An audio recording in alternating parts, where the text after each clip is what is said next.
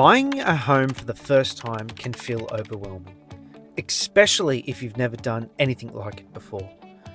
In this video, I'm going to walk you through the 10 key steps to buying a property, so you can understand how it all works from start to finish.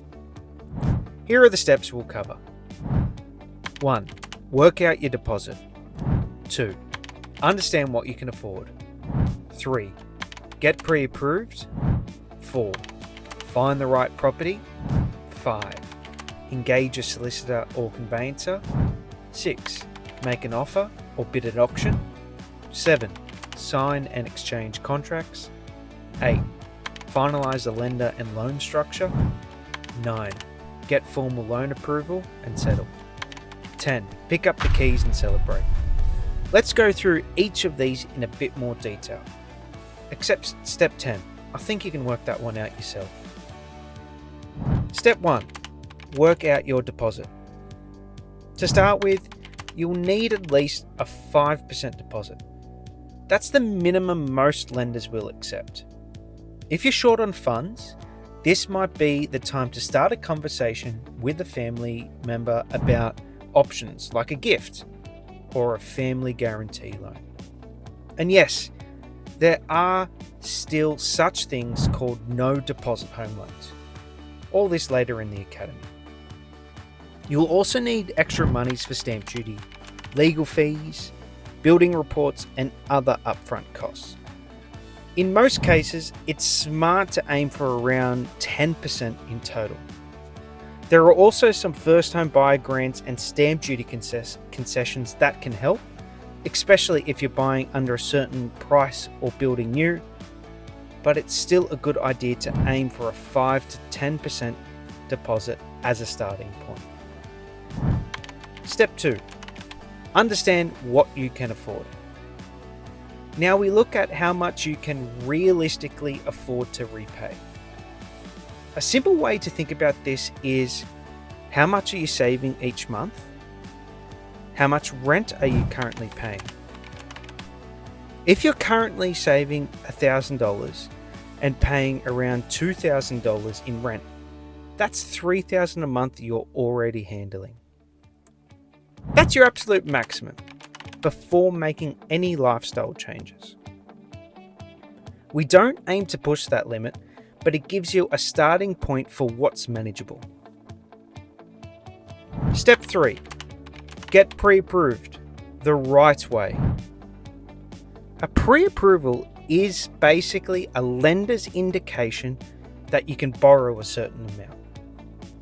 But it's only helpful if it's fully assessed, meaning your documents and financials have actually been reviewed. You should aim to get a pre-approval subject to evaluation, which only happens once you've found a property and agreed on a price. So this pre-approval puts you in a strong position when you start house hunting, but it's not yet a final approval.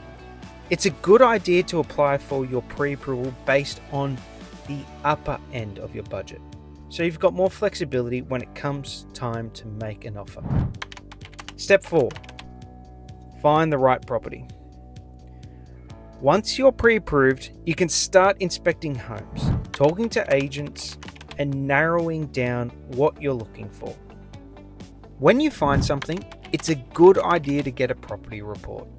That shows recent sales, price history, and suburb data, just to help you understand what the property is really worth. Step 5. Engage a solicitor or conveyancer. Before signing anything, you'll need a legal professional to review the contract, help with any changes or special conditions, guide you through the legal side of the process. If you don't have someone in mind, there are plenty of great conveyancers and solicitors who can help, and we can recommend someone if needed. Step 6. Make an offer on property or bid at auction. The process depends on how the property is being sold. With a private treaty, you make an offer and negotiate with the agent. Once a price is agreed, there is usually a cooling off period before the sale becomes unconditional. This means that you can withdraw from the purchase. Your legal representative will be able to explain this in a bit more detail. With an auction, there are no cooling off periods. Once you win, the contract is binding. That means you'll need to have all the checks completed before the auction date. Things like contract checks, pre-approval, and building and strata pest inspections. Knowing which type of sale you're dealing with helps you prepare properly and avoid any surprises. Step 7. Sign and exchange contracts. If you win an auction, you'll sign and pay the deposit on the auction day. The deal is legally binding. The deposit is usually 5 to 10%. If you're purchasing under private treaty, you'll typically pay a small holding deposit to activate the cooling off period. Then, once you're ready to go unconditional on the contract, i.e. post the cooling off period, you pay the remainder. Every state and territory works a tad differently. However, this gives you an idea of how it all works. Step 8. Finalize your lender and loan structure. Now that we know the exact purchase price and terms, it's time to finalize things like which lender is most suitable, whether the loan should be fixed or variable, whether to include an offset account or redraw, and what your repayments will look like. The pre-approval you arranged earlier may still be a solid fallback, but this is the point where we revisit the market and confirm what's the best deal for your situation today. We'll go deeper into these options later in the Academy, but this is where those decisions are made. Step 9. Get formal loan approval and settle. The lender will order a valuation, double check the contract, and issue you with a formal loan approval. You'll then receive your loan documents, sign them, and return them to the lender. From here, we'll lock in a settlement date, usually around 6 weeks after contracts are exchanged, unless otherwise agreed. Step 10. Get the keys and celebrate. On the settlement date, the funds are transferred and the legal teams complete the process. The property is officially yours. You collect the keys from the agent and you're a homeowner.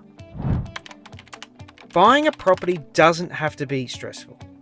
When you understand the steps and you're prepared, it becomes a whole lot easier. In the next few videos, we'll start diving into some of these stages in more detail.